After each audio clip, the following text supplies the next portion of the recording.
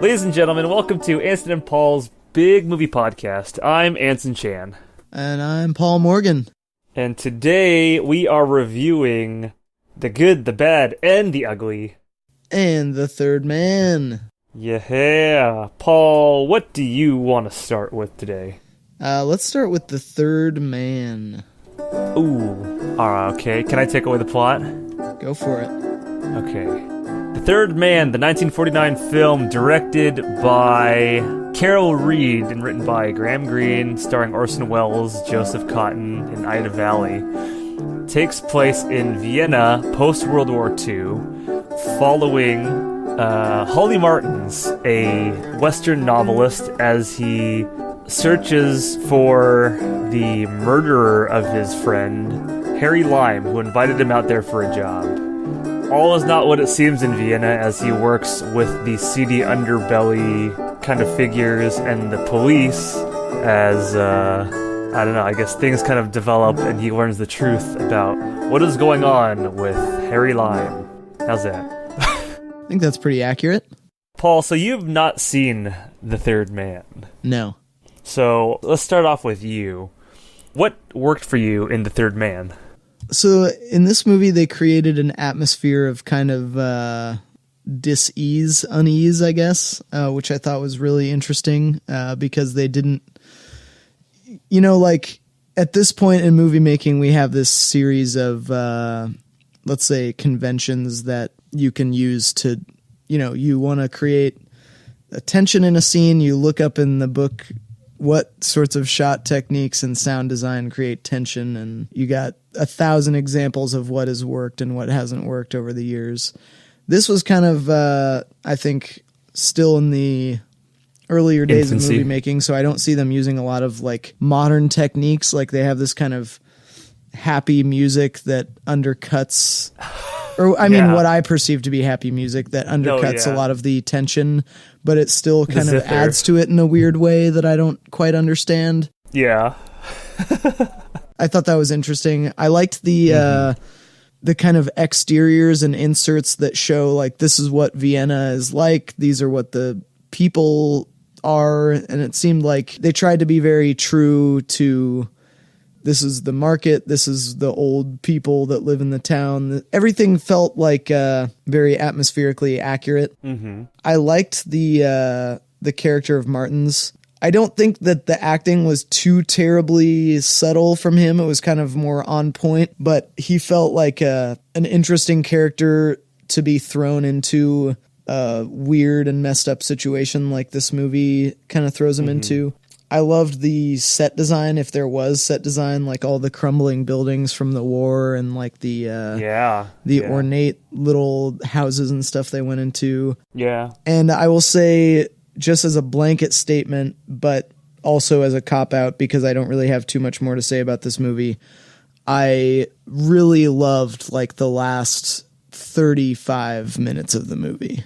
Mm-hmm. Not a lot of like technical aspects I was super enthralled with, but the movie I thought was a fun, interesting way of showing just like the seedy life of someone who can find a way to make money in all situations, if that makes sense.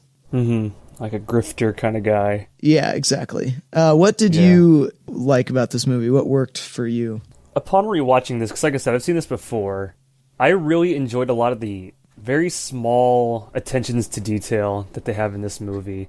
Like, for instance, when Harry Lime's love interest, Anna Schmidt, is, like, say she's walking out the room or something, and maybe, like, when the soldier's like, oh, you forgot your lipstick, and just, like, hand it to her, and she goes, oh.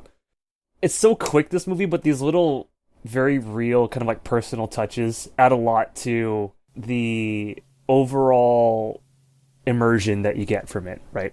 Yeah. It kind of puts you in a space where this is real life for these people.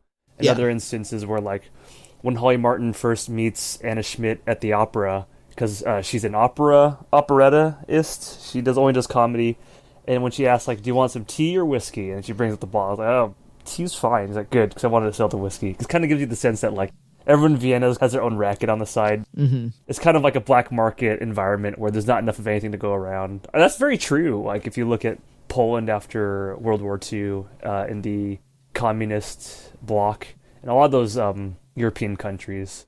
So this is like a very taste of real life, if you will, of the time. And then when she's like, hey, look, oh, good, there's still some tea left. When she pours the tea out for Holly, there's no moment of her having to brew it, right? Yeah.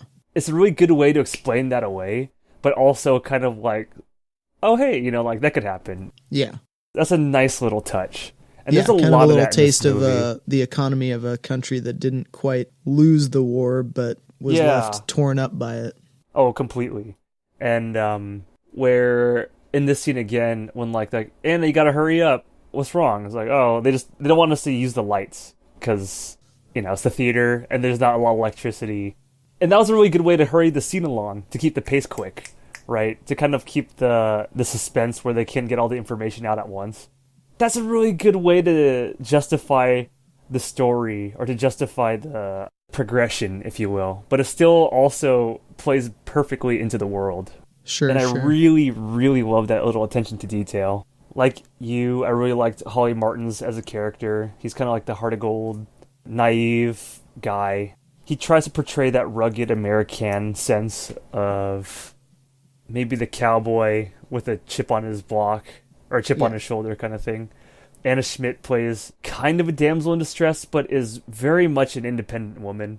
While her sensibilities might lie in a tropic kind of female role, her devotion to her principles is very strong. Yeah. So I guess one might argue from a feminist perspective that it is kind of a bad stereotype, but at the same time it is a very strong character too. So it's, you know what I mean? It kind of dances that line for me. And I would put it more on the lines of it's a strong character than a weak woman. I'd say very much more so that she's a strong woman than a weak woman.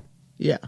To go into detail a little bit, when her passport is found out to be forged, she does not want to be used as a bargaining chip to kind of like prolong her stay, or even like get her to like somewhere better, another like non-communist country, if it means jeopardizing the legacy or the whatever of Harry Lime being the third man. Yeah. So that was very interesting. I liked the British police. I thought they were pretty charming. Yeah, they came off as being like the bad guys, but not because they wanted to be bad, because they wanted to like do things correctly. Yeah. And so because of that, they get in Martin's protocol. way a lot. Yeah, and they're also like bad guys in that they have more shit to worry about than like a dead criminal. Yeah, exactly. So like, screw it, he's dead. That's a good thing. The town's a better place without him.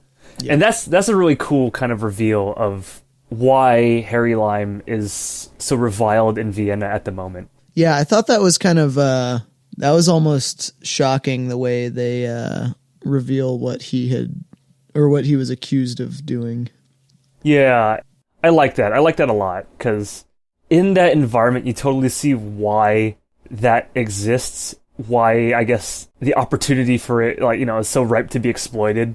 Yeah. And at the same time, like, his justification, while very amoral in a dark sense, to I'm trying not to spoil everything here, why he does what he does, right?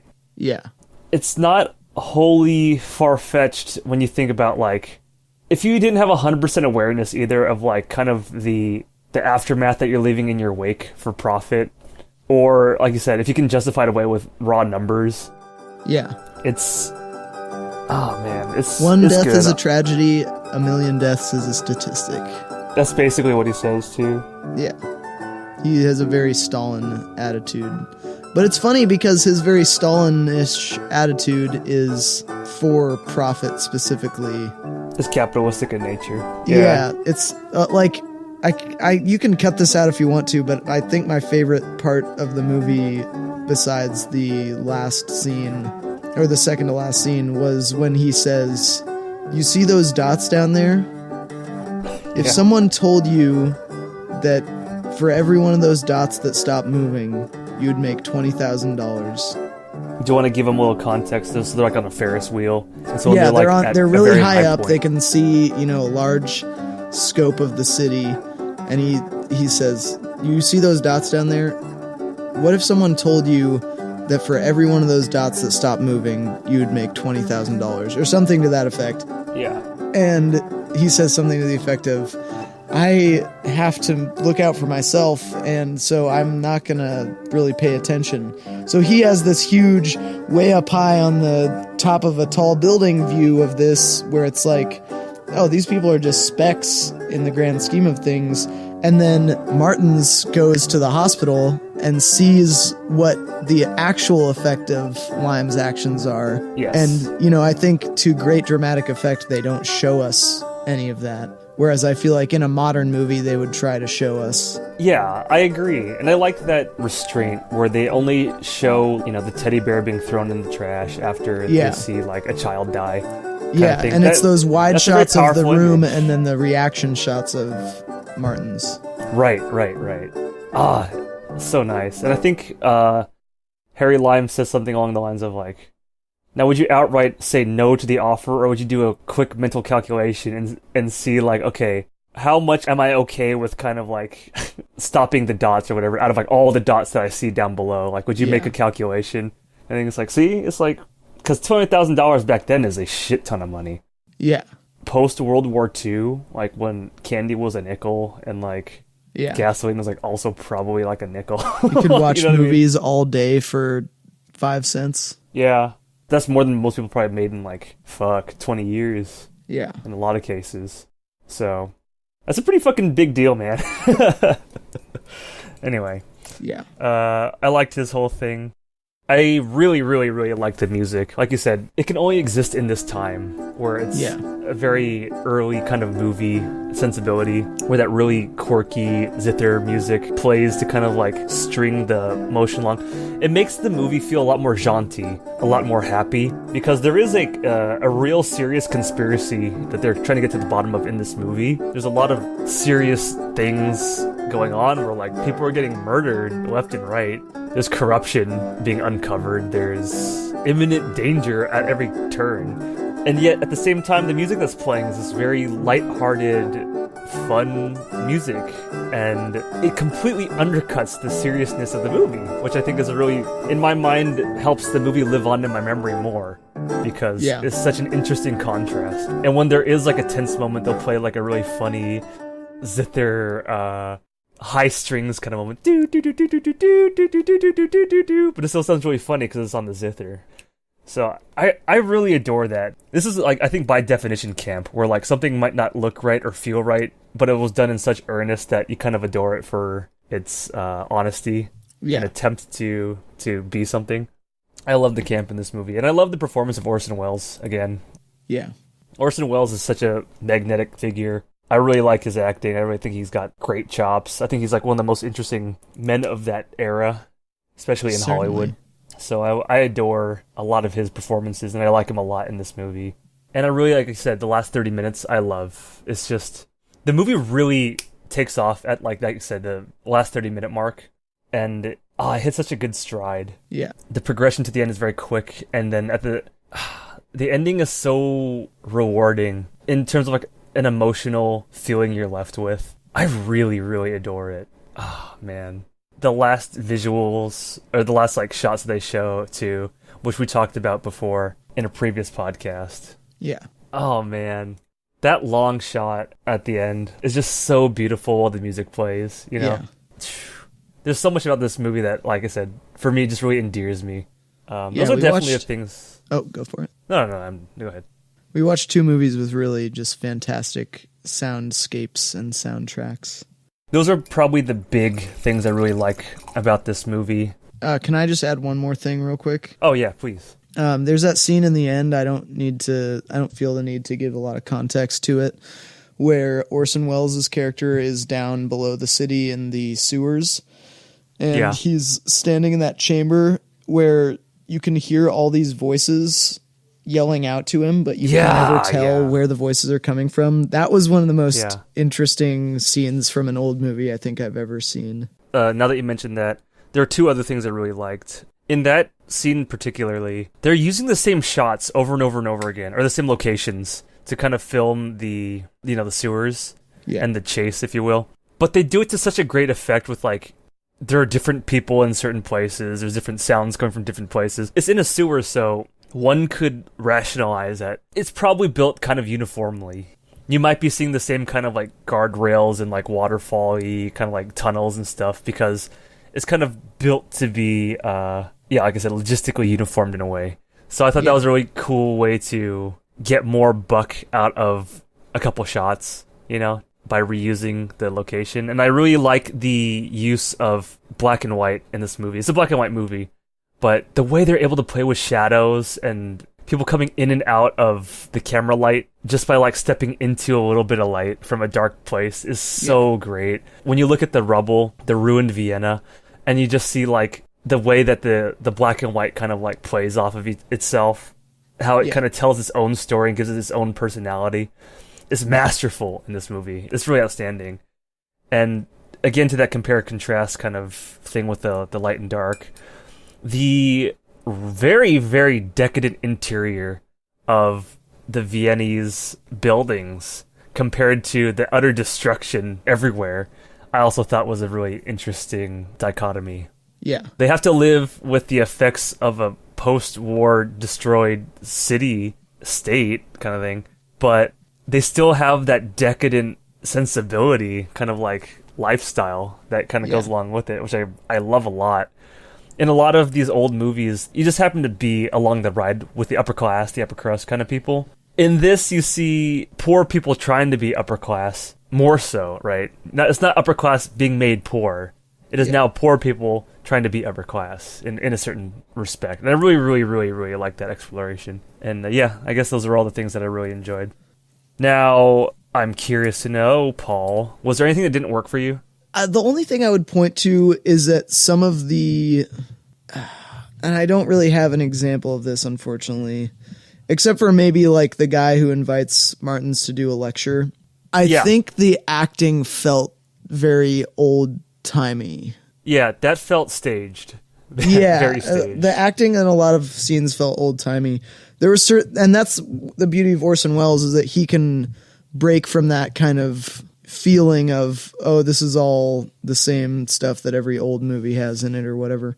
But it's other than that, I don't really have too much that I didn't like about it. You know, I think it felt very clearly like most things had a reason, and the logic of the story felt sound for the most part. So I think it's just that one kind of tiny note about the acting, and I think every era has its, like, this is what acting is type of acting, and every era has really incredible acting. And I think the chasm between Orson Welles' very good acting and some of the lesser effort acting is pretty vast in this movie, unfortunately. But I don't think it really takes away from the movie too much, because it is from that time period. So why rake it over the coals for that? Mm-hmm. Was there anything that you didn't like or didn't work for you? I think every time I come back to this movie, the intro kind of... with the voiceover? Yeah, the voiceover always confuses me, because I'm trying to figure out who the voiceover guy is. It's not the British police, but it sounds like it is. But it sounds like someone talking about a scamster, or someone who's a scamster who worked with Orson Welles. But that feels so weird to me, because it's never revisited. It sets the stage beautifully, like with the visual, kind of, I guess you say, montage that kind of goes along with the first, like I said, like the 2 minutes of voiceover they have in the beginning. Yeah, a lot of close-up insert shots and stuff like that. Yeah, and kind of like showing what life is like in the Vienna streets, kind of thing. But that part confuses me. I also thought that the British guy who's like the novelist or whatever, the readers kind of like propaganda club thing or whatever he runs in the city, his acting was kind of, like you said, campy. He comes off like he's an actor in a play, very much so. And at the time, I think that was a very normal thing, because theater was like the play, but captured, right? Yeah. And it's funny that you mentioned that, because I think a lot of these actors might be Mercury Theater people, which is Orson Welles' radio company.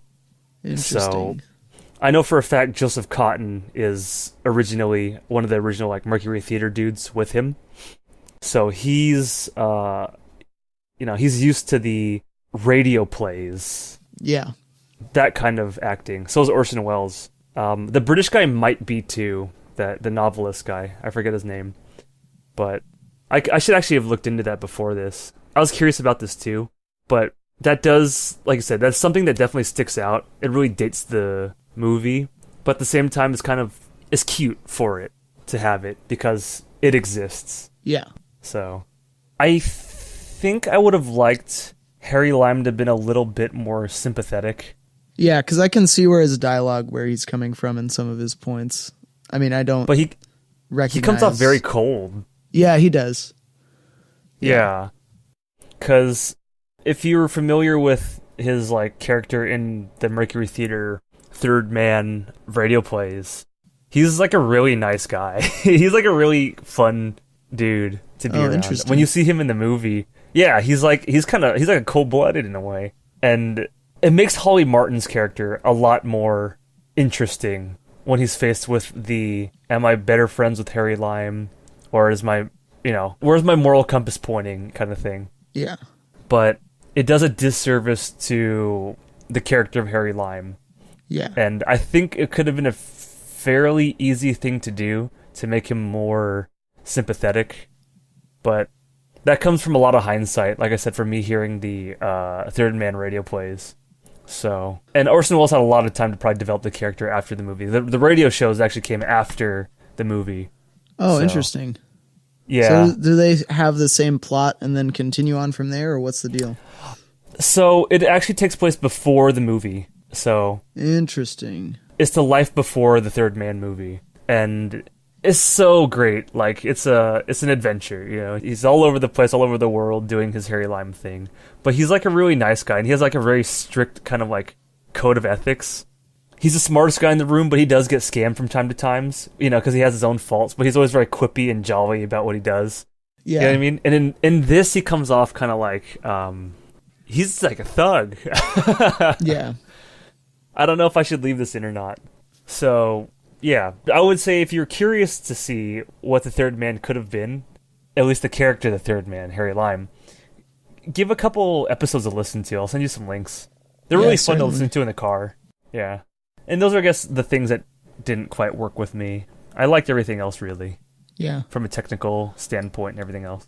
No, those are good points. That's interesting. Yeah. So, was there anything else that you wanted to talk about before we get to recommendations? No, not necessarily. I think this was a really interesting flick to have gotten to see. Yeah, it's fun to kind of like go back once in a while and see some of the older movies. It kind of gives you a new perspective on the newer stuff sometimes. I think this definitely, it can kind of give some perspective to what modern cinema is like today. Yeah. Yeah. No, definitely. I think I might have said this before, but my favorite thing about old movies is seeing like what techniques they use that we think are like boring standard movie techniques now. And this one felt pretty... It kind of toes the line between the very old style and kind of like a modern shooting, would you say? Yeah.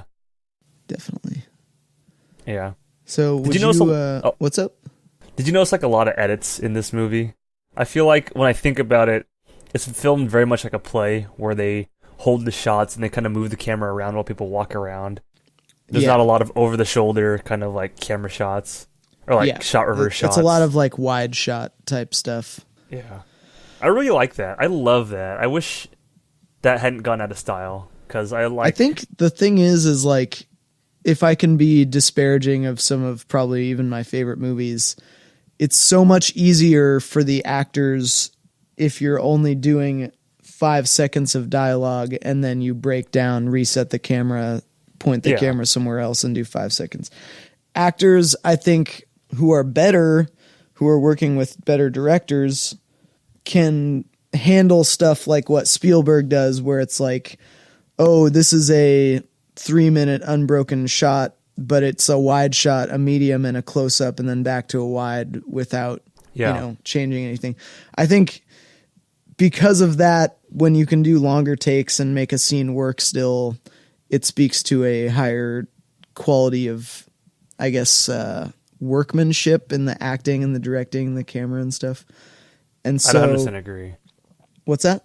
I would 100% agree. Yeah, and so I think it just shows it was back in a time where you could put time and patience into crafting a movie, whereas now it's like if you're not operating at your most fiscally efficient, you're like not going to get greenlit. So Yeah. fucking ixnay on the long shots and the, you know, big takes and stuff like that, and just fucking shoot a couple close-ups to match with the wides and the mediums, and you'll be fine. Which is disappointing at times, but, you know, some people still try and put love into their craft.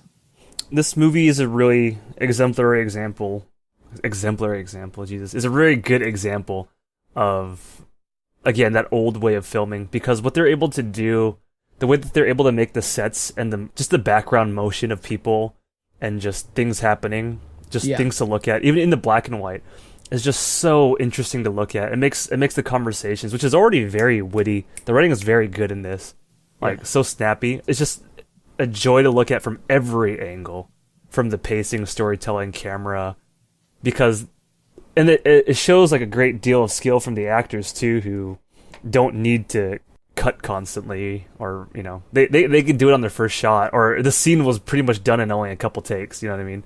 Yeah. So there's so much more to appreciate in this style, and like I said, I'm really glad that this exists as something to kind of go back to, like, oh man, these are great compared to what we got today. Like you said, Samuel Jackson very much is a proponent of, like, look, I'm only gonna do like one, or like I want to, if I can do it, I only want to do one shot.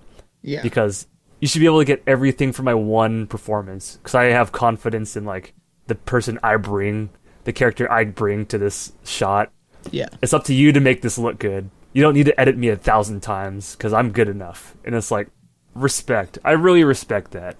And that kind of forces a more creative, I think, shooting, or like to work around that. Yeah. Which is really what they did back in these days. You know what I mean? So I like it. I like it a lot. So Paul, would you recommend The Third Man? Yeah, I'd probably recommend it to like my film school friends and, you know, people I talk about movies with. I probably would not recommend it to like just a lay person, just because I'm not sure that everyone is going to have the patience for it or see all the good in it that, you know, you see after really thinking about movies a lot, as pretentious as that sounds. But That's true. But yeah, I think I'd probably recommend it to a majority of people I talk to about movies and stuff. What about you? I'm in the same boat you are. I would give this a 100% recommendation, but only to a select few, because they have to already be in the headspace of liking old movies, black and white movies. Yeah. I think that for the same reason why I find it so charming, I might turn off a lot of people because their sensibilities might lie more in the modern movie storytelling kind of way, the modern shooting, perhaps spectacle, if you will. Yeah. Man. And I think that's a real shame that there's that disconnect there. Because I feel like this is such an easy to appreciate movie, but at the same time I know getting someone to watch this movie is such a chore, it's such a task. And, you know, lead that horse to water, but if that horse thinks the water tastes like gasoline, hey. Yep. That's, I mean, something I've noticed increasingly when I request that people watch movies with me is, like, no one actually sits and puts their phone down and watches the full movie and gets the full audio-visual experience. Yeah, this is one that really delivers on that experience, the combination experience. Yeah. Definitely, so. Well, with that, I guess, it's time to review the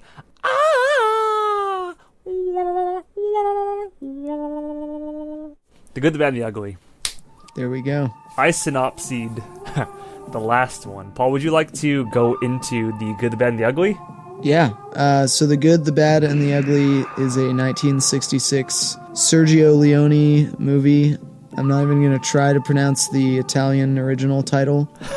About a kind of drifter guy and his boon companion who he continually turns in for a reward and then splits the reward with, have a falling out, and then find themselves going head to head with a rather nefarious, out for himself outlaw type character for a large sum of buried gold, for which each of them possesses a small amount of information. Or I guess about which each of them possesses a small amount of information with regard to its whereabouts. It takes place during the Civil War, and sides are constantly changing, and as are circumstances with regard to people's ability to get to the treasure, the gold. And yeah, I think that's a okay synopsis. Sure. Should we point out that this is also a Western? Yeah.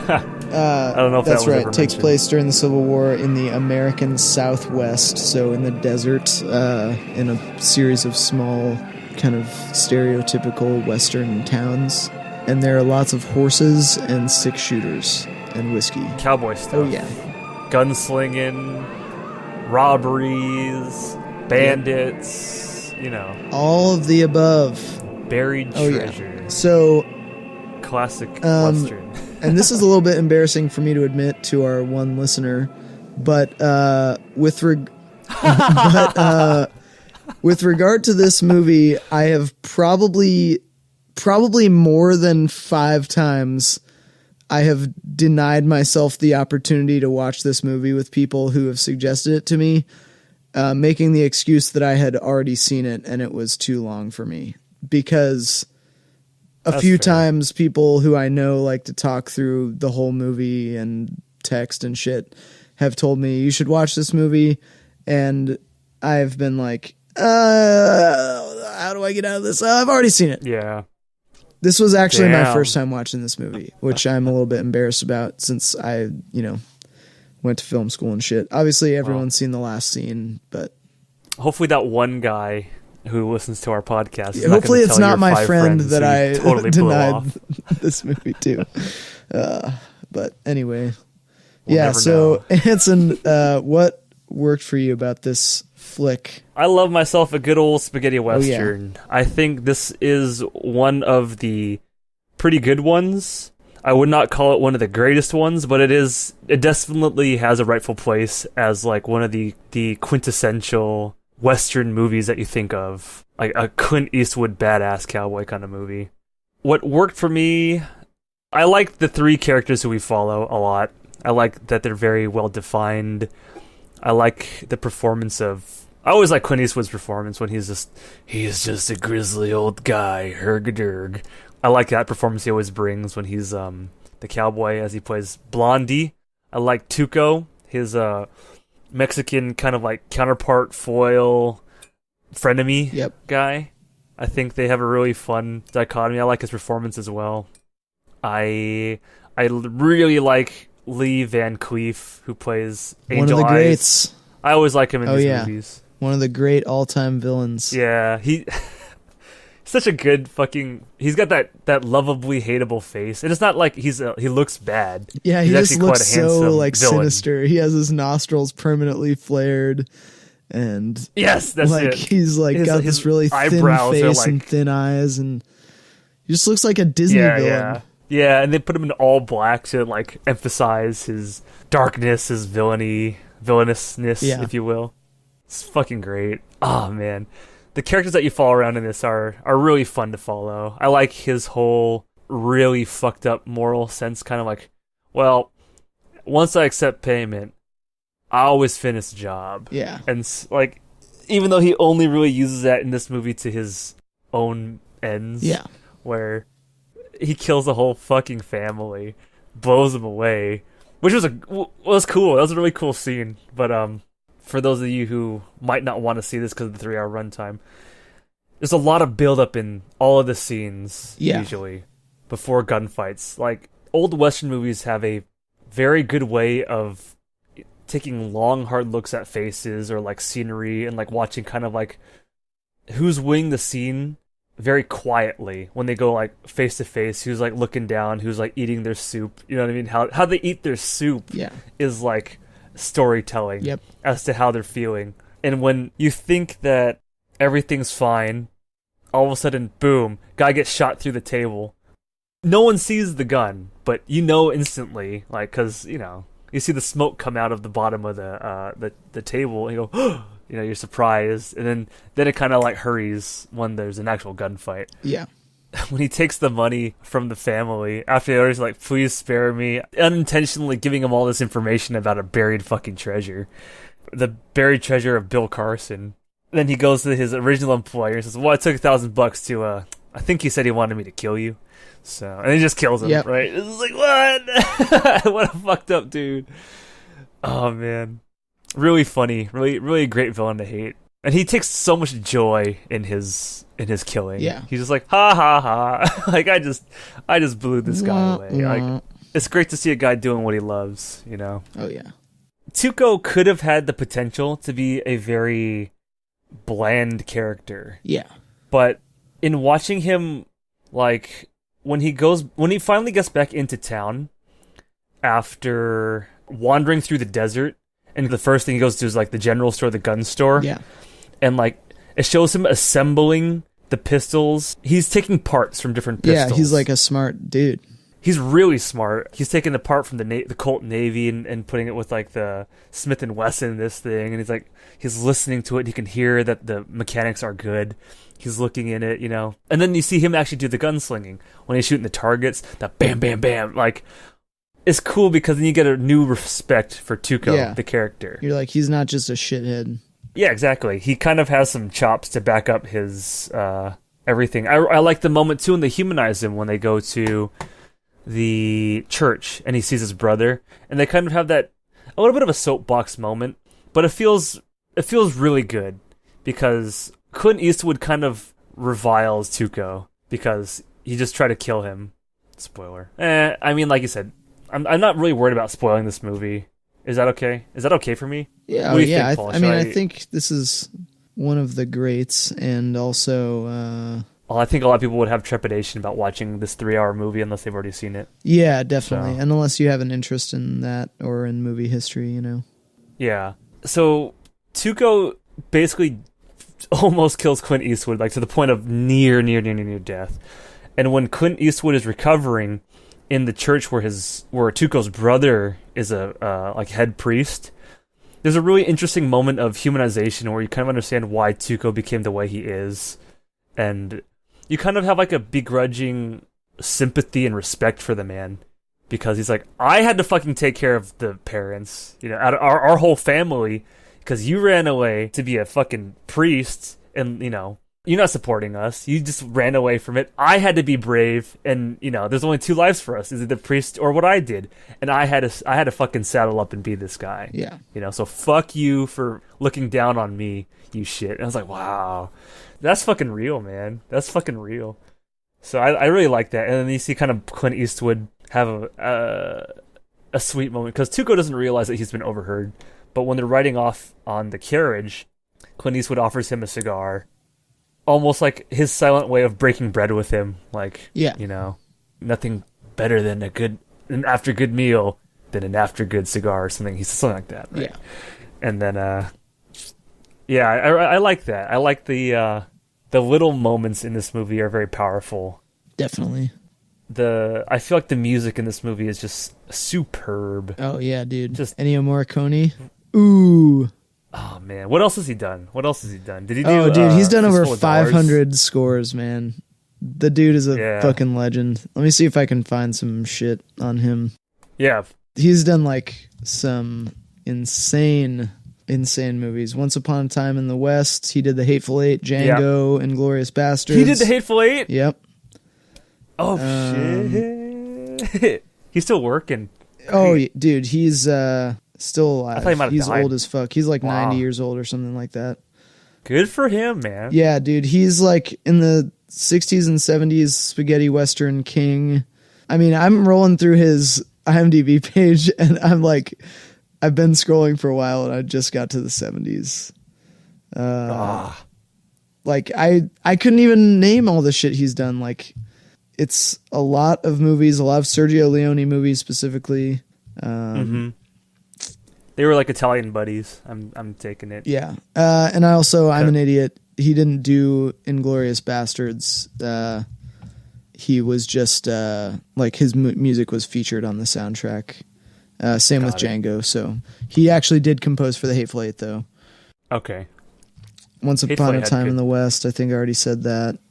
Yeah, just lots of fucking movies, man.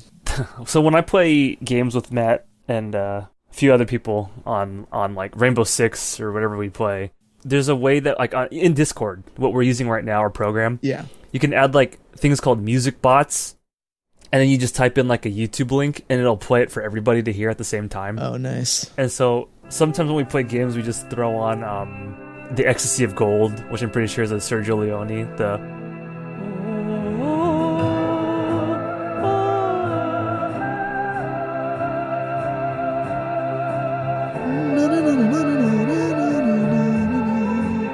Yeah. And so we like listen to that. Listen to Django. The Django.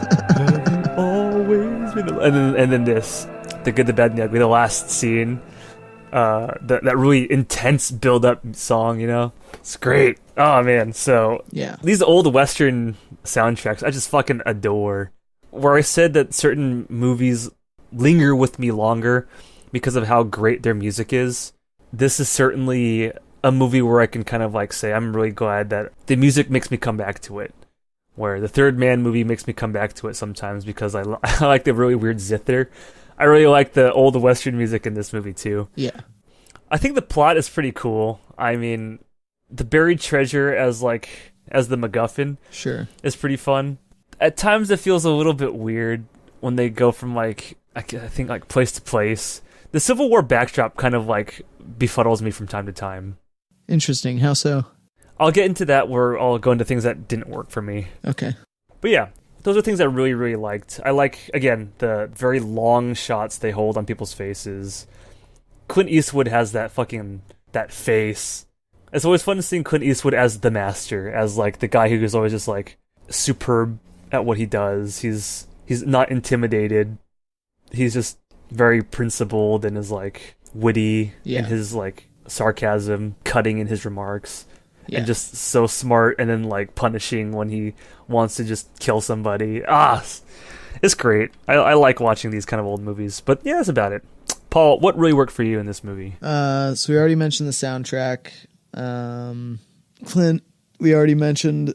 I think the cinematography was really interesting. The one thing I want to point to specifically with regard to that is in the very beginning when Tuco, I believe, and two other dudes. Oh no, it's when that one older dude and then two other dudes are entering the saloon to shoot Tuco, and Tuco runs out through the window.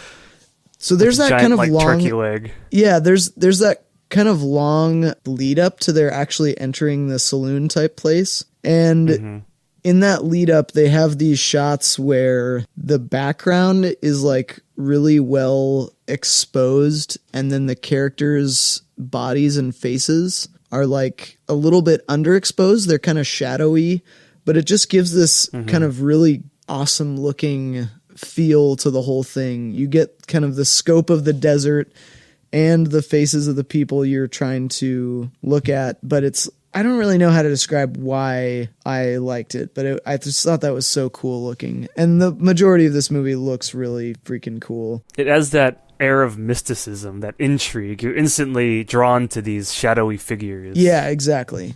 Yeah. I liked how kind of meandering the plot was. Like, it takes them a long time to get to what we actually are trying to see as the audience.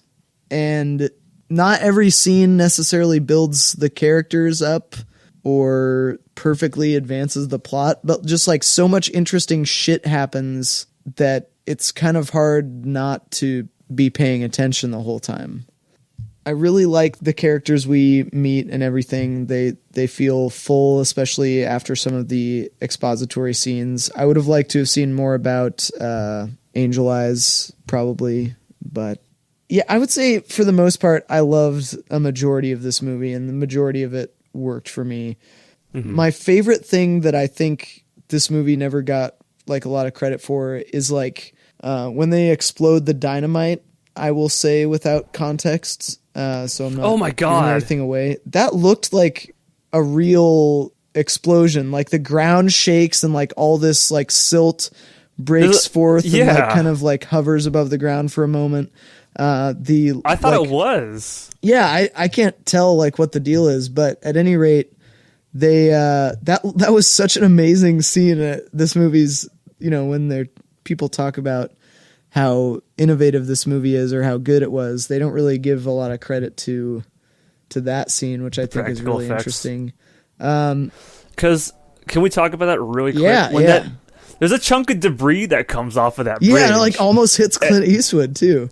And that doesn't look like that was like coming from a cannon, because you see it start at the source of the explosion. Yeah, and it's coming in motherfucking fast. It is rolling like off the ground and stuff. And when it hits the sandbag, it has impact. It fucking moves the sandbag. Yeah. So like, I don't think that was probably planned. Yeah, you know what I mean? 'Cause right. that would have been way too risky to do a rig real. like that.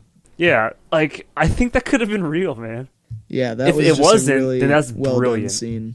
Yeah, and then like I'm sure everyone can guess, the last 15 minutes are just really masterfully done. Oh, it's beautiful, beautiful. But yeah, I think because there was the issue with the dubbing that everyone knows. I knew you'd say this that. was Yeah, that Sergio let people speak in their native tongue and then dubbed over them.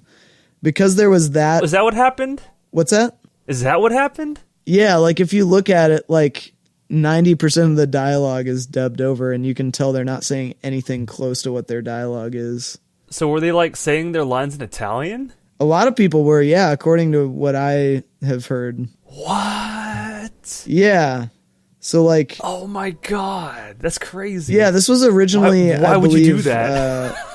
meant to be an Italian movie. I could be wrong. Oh my God, dude, I had no idea. Yeah, a lot of these actors are all Italian. Yeah. So because of the issues with the dubbing, I would say technically the things that really appeal to me are like the visual violence and the cinematography. I say visual violence because I really don't like the kind of old westy gunshot sounds. They feel campy to me. But yeah, I think I've went through everything I really enjoyed. Was there anything that didn't work for you in this one? The Civil War backdrop I find a little bit odd, where it's a cool vehicle in certain points where like they find Bill Carson in the Confederate wagon that's kind of like going off on its own. Something bad has happened, like maybe the driver got shot, right? But it's just kind of like going aimlessly just down the road. That was a really cool way to further the plot, if you will, and kind of like hook Clint Eastwood and Tuco into this treasure hunt. There's one thing about these old westerns, especially the ones done by Sergio Leone, is that there's a lot of sense of the opera in these movies where like sometimes shit just happens, you know, like shit just happens to make the movie more interesting. Like shit will happen in an opera to kind of explain something away. A lot of act of God moments. This movie has a lot of act of God moments, especially with the artillery. Yeah, artillery's hella act of God. So there are points where like that gets our hero Clint Eastwood out of a lot of binds. Yeah. When they get to the southern line, or get to the line at the bridge, that scene felt fucking weird. Yeah. They have to join the army, and then you get to watch the carnage. And then I think for a foreign audience, that's a really cool thing. Even for an American audience, perhaps. But like, I feel like it was so out of place to the rest of the movie. Yeah. But then again, you get the bridge scene out of it, which I really like. Yeah. It's just like they watched the battle for a little bit too long. Yeah. And the drunken colonel for me was like, oh my God. He's like Prospecting Pete in a way. Yeah, right.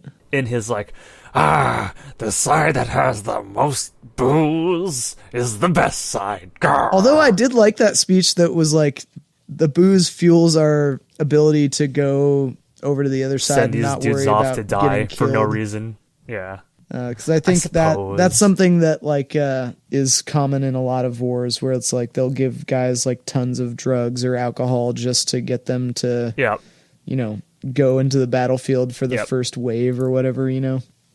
Like there's stories the all Russians along World did a War One thing. and World War Two of people being like so drunk they can Here's a barely vodka. fight. Yeah, like sometimes had the opposite effects. It's supposed to boost morale, Yeah. but then like once they saw like, uh-oh, here comes the death drinks, it would really freak them out Yep. because they knew it was like, uh-oh, we're going on a suicide mission, Yeah. aren't we? This is just so my blackout never ends. Kind of, yeah. That's fine. There's that other scene too where like when they're in the village and then like the southern army is retreating, just before it gets shelled, there's that dude in like the inn who's like, these damn rebel scum, they're gonna lose, see? But once they're gone, then the Union's gonna come in and we can milk them for what they're worth. And he goes out and goes, hooray! Hooray for Dixie! Also very, very, like, of its time, I guess. Yeah. Like, that feels more alien to me than The Third Man in its, you know what I mean? Like, its cartooniness. Yeah. Perhaps it hits home more so because it's more recent. But those two characters for me are always like a bit of a roll your eye. Sure. I don't know. There's that line that has to cross, and that I'm still trying to determine it for myself. Where what is my definitive line drawing moment or recipe formula? Yeah. They cross it. I can't tell you. I think the length can be an issue for me as well. In both these movies, The Third Man and The Good, Bad, and the Ugly, I can't do anything else when I watch these movies. Like, I'm so captivated. Yeah. Because if I turn my head away, if I need to go, like, to the bathroom or something, or I want to do the dishes, I can't just listen to it. Because I know I'm missing so much cool stuff, like, in the way of watching. Yeah. I can't bring myself to do it. However, that 3-hour commitment is a pretty big commitment. Yeah. So, like when I watched Lawrence of Arabia, I had to watch it a couple times in a couple parts each time. But that's fair, though, because originally, I know for a fact Lawrence of Arabia had an intermission. So you're actually experiencing it as it's supposed to be, Yeah. with a break. This probably had an intermission, too, come to think of it. The Good, the Bad, and the Ugly felt long, but I don't really know. You would have to cut little things out of each scene. You couldn't cut any scenes, I don't think. Yeah, it's tough, because every long thing that builds to, like, that one moment in its scene, I feel like it's worth it. Yeah. But when there's just so much of it, to bring yourself to sit through the entire experience is tough. Yeah. So I completely understand why you didn't want to see this. I can totally understand, but... Well, once again, I want to reiterate that when I gave people excuses, it was because I didn't want to watch it with people who couldn't pay attention for a 3-hour movie.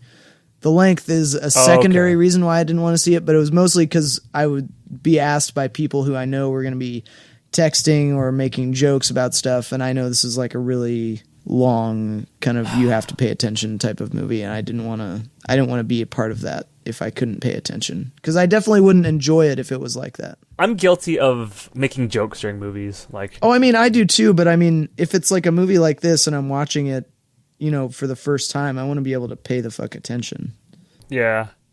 I mean, like, whenever me and Tower go see, like, superhero movies, we're always joking. But, like, we're mad into it. Yeah. You know what I mean?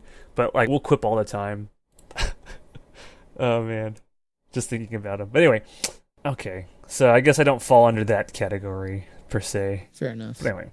Oh, the dubbing bothered me, too. Yeah. But I didn't realize it was originally shot in Italian. That's crazy. Well, I mean, obviously not everything, but I mean, like, A lot from of the what I dudes. have researched, like in film school and what I Googled after I watched it, apparently Sergio Leone used to just let people do their scenes in their own language, and then they would dub it over. That's pretty cool.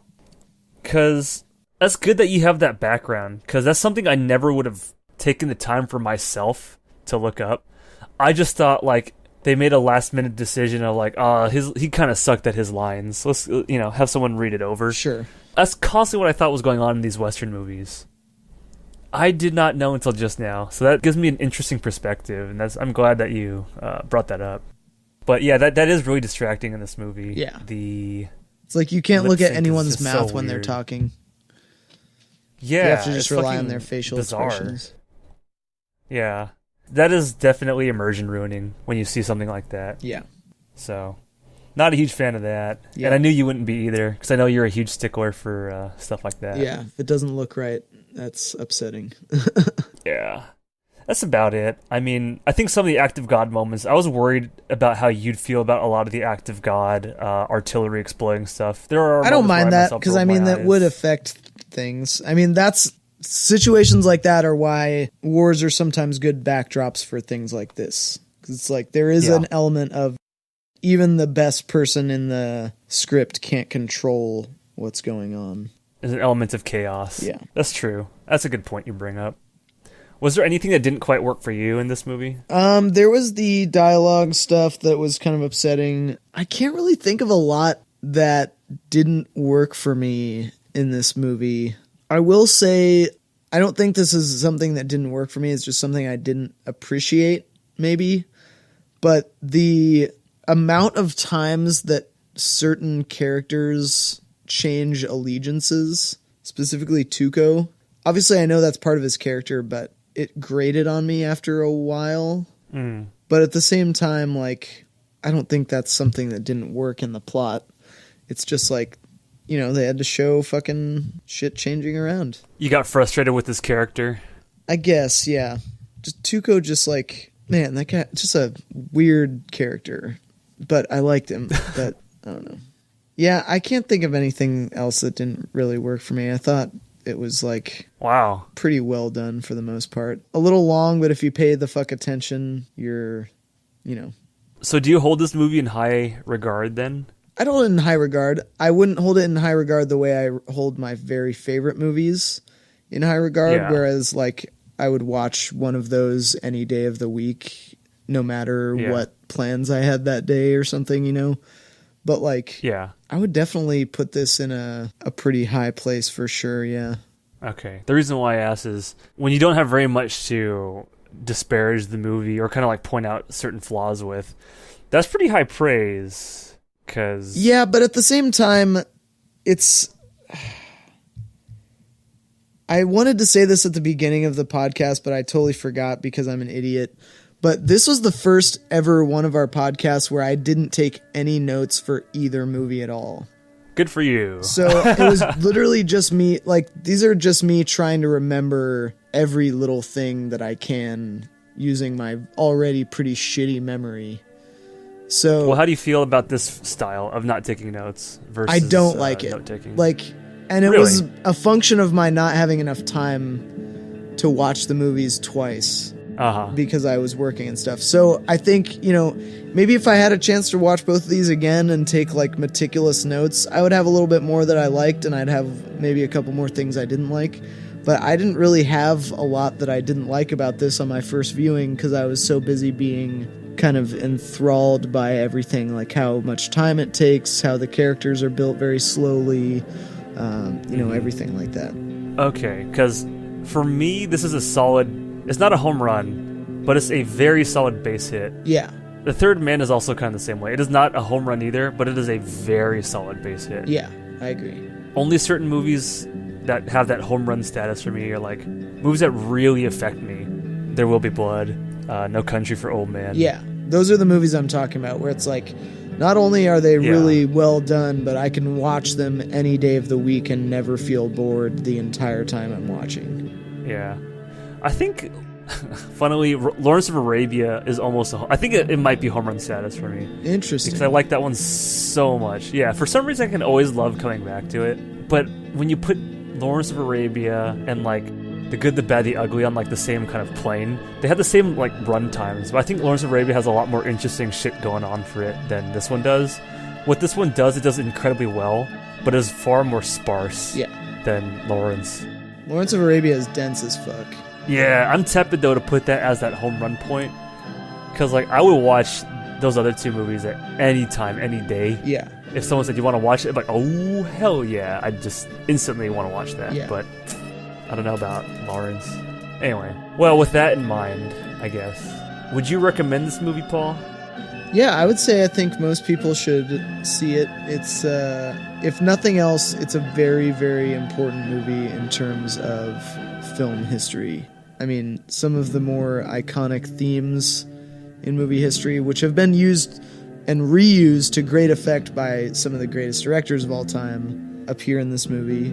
Comedy is rife with parody of movies like this. And so understanding where some of that parody might have come from, like if you watch, I mean, I might make myself into a complete idiot here, but let's see. If you watch something like Blazing Saddles or like that movie with Billy Crystal where they're rounding up the cows or what, I forgot what it's called.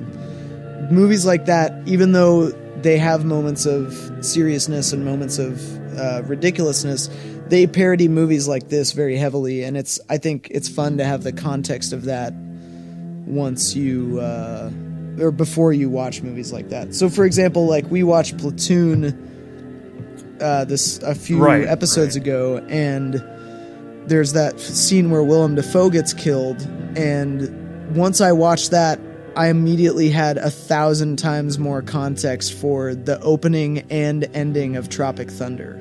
You know, so it's like, I feel like when you understand film history, the context for things that are parodying other things, or the context for comedy, is like so much heavier and so much more beautiful that, you know, it makes everything a little bit more fun. So yeah, this is an important movie to see. I would recommend it. What about you? I'm actually really tepid about recommending this movie. This is a hard movie for me to give a solid recommendation on because the length will turn most people off. Yeah. I think the pacing will turn, even more people off. Well, I myself very much like this movie. I could only recommend it to, like, really a few people. I can't give this a general audience. Definitely go out and see it. Yeah. If I had to say, is it a Western worth seeing? Yes, absolutely. But to anyone on the street, nah.